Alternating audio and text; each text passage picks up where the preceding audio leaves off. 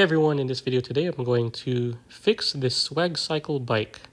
I was told that it was having its rear tire replaced, and in the process something happened and now it won't run. So over here where it says SwagCycle, that is the battery. Back here in this compartment we have the controller under this plastic cap here, and we also have the wire to the battery and the wire to the motor as well. The controller, if you look closely, is a 36 volt controller, JYT JDW36-2. And in the event that you need to replace or you want to extend the battery, it's using an XT60 connector. First step is to check the wires. Looking through here, we can see that this yellow wire has a fray in it. It looks like it was pinched on two sides. That wire is probably bad, so I cut it, and then I used some shrink solder on it to get it back together.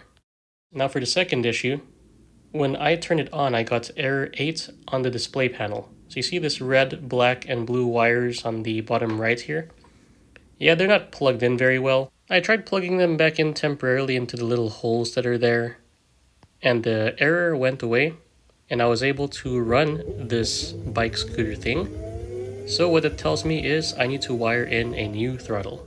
I used a vice grip to remove the hand grip, wired in this $5 throttle, cut the extended wires, and then I wired these wires together. So remember the blue, black, and red from the prior scene? I'm wiring the black and red to black and red, and then the blue wire to the green wire, just as shown here. And I'm using the shrink solder once again.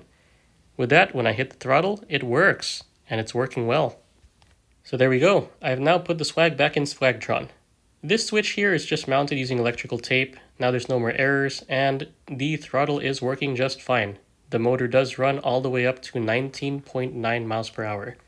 If you found this useful, which I hope you did, please drop a like down below. Please comment, and I hope to see you in the next one.